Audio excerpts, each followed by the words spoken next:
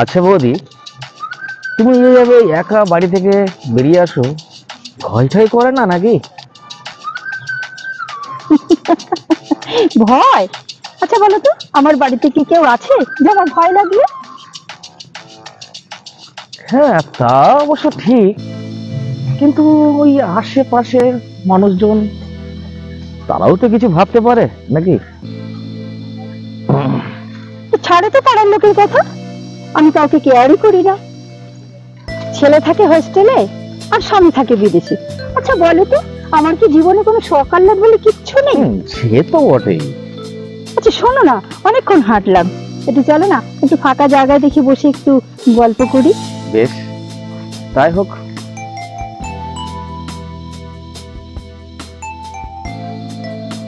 জানো আতনু, ছোটবেলায় না আমি এখানেই মানুষ হয়েছি। এখানকার একটা চাষার ছেলে আমাকে খুব ভালোবাসতো। তারপর? সে আমার সমস্ত খরচা চালাতো, পড়াশোনার খরচা, তারপরে যাবতীয় যা কিছু সবই খরচা চালাতো। কিন্তু থেমে গেলে কেন? তারপর? তারপর আর কি বলবো, কিছুদিন পরে ওর থেকে একটা ভালো বড় লোকের ছেলেকে আমি পেয়ে গেলাম। তারপরে তার সঙ্গেই জানো, তারপরে সেই বড় লোকের ছেলেটাকে আমি বিয়ে করে ফেললাম। প্রচুর মায়না পাই, থাকে বিদেশে থাকে তো। তারপরে তার সঙ্গে সংসার শুরু করলাম, আর কি। তারপর তার আর কোনো খোঁজ করো না? হ্যাঁ, না কোনো খোঁজ করিনি, তবে তার নামটা আমার মনে আছে।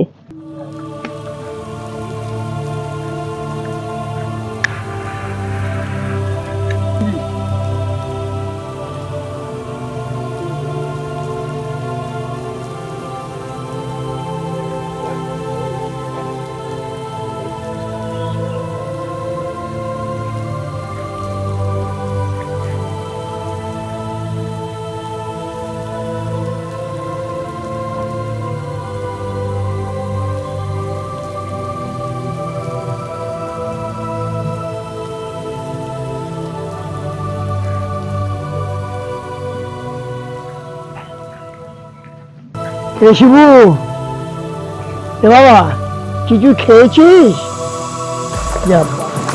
শিবু রে, এ বাবা, তুই এখনো পড়ে আছিস সেখানে, কিছু খাসনি? সত্যি বলরাম চৌধুরীর ছেলে কি অবস্থা দেখো। এক সময় শিবুল চৌধুরীর বিশাল নাম ছিল, খেলাধুলায় পড়াশোনা পারদর্শী। সে কিনা সামান্য একটা মেয়ের জন্য জীবনটা শেষ করে দিল।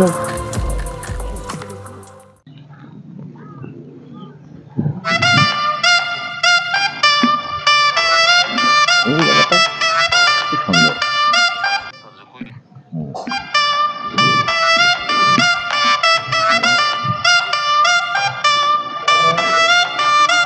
ইস, দেখেছো অবস্থা? এরকম কত পাগল জানো তো শহরের রাস্তাঘাটে অলিতে গলিতে। এরা কখনো কেউ হামাগুড়ি দেয়, কখনো উল্টো পাল্টা বলে। আশ্চর্য ব্যাপার, এদের দেখার কেউ নেই। কি কিছু বললে না যে? কি বলবো? না, কথাটা সেটা নয়, কিন্তু ব্যাপারটা কি জানো তো, এই পৃথিবীতে কেউ পাগল হয়ে জন্মায় না। পাগল তোমার মতন আমার মতন কেউই এদের পাগল করে। এই শোনো না, তুই সেই তখন থেকে আজে বাজে কথা বলে যাচ্ছে। চলো না, কালকে আমরা একটু মায়াপুর থেকে ঘুরে আসি, অনেকদিন সেখানে যাই না। যাবে? তুমি যখন বলছো তাহলে তো যেতে হয়।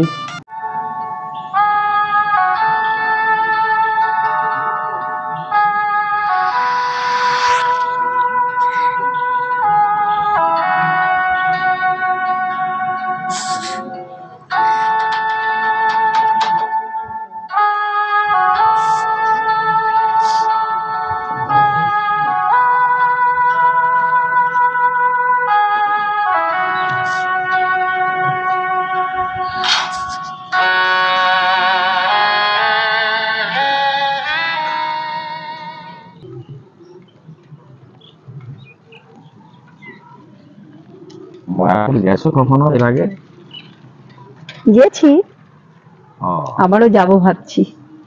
ওই জন্য তোমাকে বলছি, চলো না একটু মায়াপুর থেকে ঘুরে আসি। আরে লোকটা টাকাগুলো ফেলে গেল, দেখো না। ও ভাই, ও ভাই, দাঁড়ান দাঁড়ান, আপনার টাকা ফেলে গেছেন। ও ভাই দাঁড়ান, আপনার টাকা। তুমি অনেক ছেলের জীবন নষ্ট করেছো। আর নয়, এইভাবে কত ছেলেকে যে তুমি পাগল করেছো, কত ছেলে যে পৃথিবী ছেড়ে চলে গেছে তার ঠিক নেই। আজ তোমায় আমি মায়াপুরেই পাঠাবো। যদি না পেতেন আমি তো খুব বিপদে পড়ে যেতাম। কি হতো? এই যে মোবাইলটা তুলতে গিয়ে টাকাটা পড়ে গেল।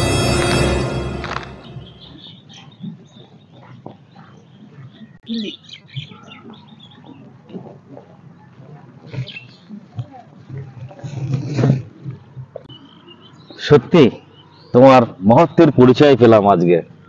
জানো, লোকটা কারেন্টের বিল দিতে যাচ্ছিল। সত্যি টাকাটা যদি আজকে না পেতাম তাহলে লোকটার কি অবস্থা হতো বলো তো। তুমি এমন জায়গায় নিয়ে এসেছো, একটা খাবারের দোকান পর্যন্ত নেই। তাই বুঝি? আমার সব দিকে ধ্যান আছে, কিন্তু চিপস খেতে ভালোবাসো সেটা কি আমার জানা নেই? তাই আমি সঙ্গে করেই নিয়ে চলে এসেছি। বাবা, নাও।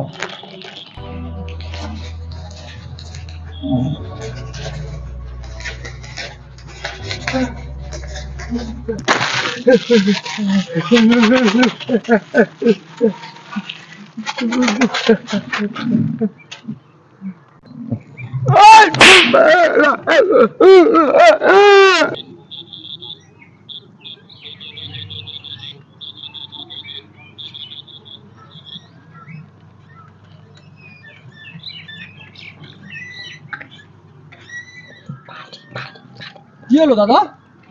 তুই এভাবে দাঁড়িয়ে আছিস, কি হয়েছে বৌদি?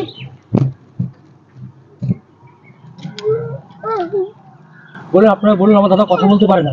কি হয়েছে, কি হয়েছে, কি হয়েছে দাদা? হ্যাঁ, ইঞ্জেকশন।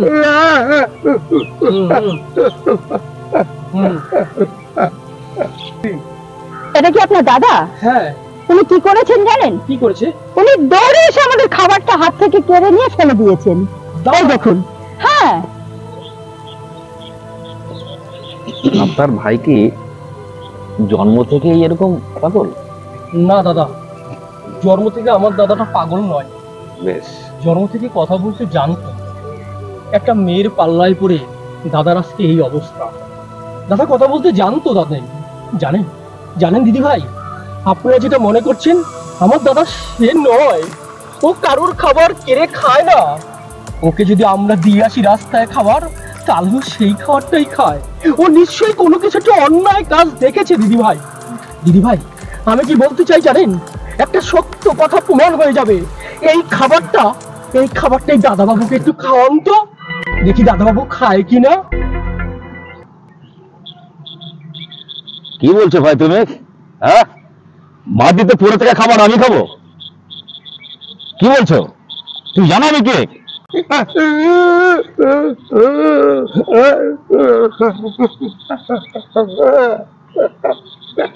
রাগ করছো কেন? যখন বলছি একটু খেয়ে দেখো না, সামান্য তো চিপস, অন্য কিছু তো নয়। না না, খেয়ে নাও। কি বলছো তুমি? তুমি তো আমাকে চেনো নাকি? রাস্তার খাবার আমি খাবো? দিদি ভাই, আমার এই দাদার কথায় যেটা আমি বুঝতে পারলাম, নিশ্চয়ই এই খাবারটার মধ্যে বিষাক্ত কিছু আছে দিদি ভাই। সত্যি যদি তুমি আমাকে ভালোবেসে থাকো তাহলে একটুখানি খাও, খেয়ে প্রমাণ করে দাও সত্যি তুমি আমাকে ভালোবাসো। কি বলছো? না বলছো? না, না, না, না।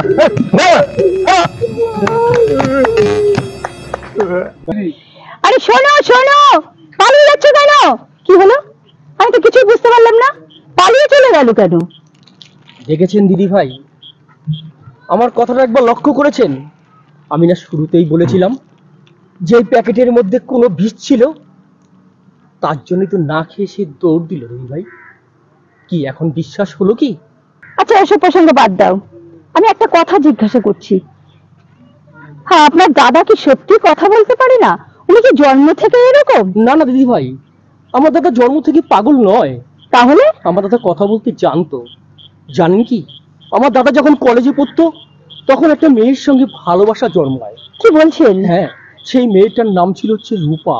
হ্যাঁ? আমি তখন অনেক ছোট ছিলাম, আমি সবকিছু বুঝতাম না, কিন্তু আমার মার মুখে আমি সবকিছু শুনেছি এই দাদার কথা। কিন্তু সেই মেয়েটা আজ নেই দিদি ভাই, তার বিয়ে হয়ে গেছে একটা বড়লোক ঘরে। কিন্তু আমার দাদা এখন পর্যন্ত তাকে ভুলতে পারেনি। যেখানেই বসে সেখানেই তার নাম বড় অক্ষরে লিখে রাখে রূপা।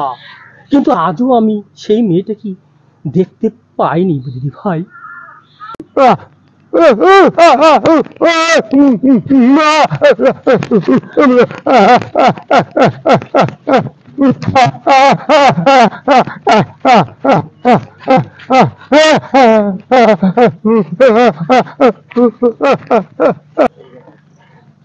দেখুন দেখুন দিদি ভাই, দেখুন। জানো ভাই, তোমার দাদার এই অবস্থার জন্য আমি দায়ী। এই তোমরা চিন্তা করো না, তোমার দাদাকে আমি আমার টাকা দিয়ে ওকে ভালো করে চিকিৎসা করে ওকে সুস্থ করে তুলবো। শিবু, তুমি আমায় চিনতে পারছো না? আমি আমি তোমার সেই রূপা। ভালো করে তাকিয়ে দেখো আমার দিকে, চিনতে পারছো আমাকে? শিবু, শিবু, তুমি আমার দিকে ভালো করে তাকাও তো। আমি আমি তোমার সেই রূপা, মনে পড়ছে কলেজ লাইফে সেই কথাগুলো? দেখো না, আমাকে ভালো করে তাকিয়ে দেখো। আমি আমি তোমার সেই রূপা।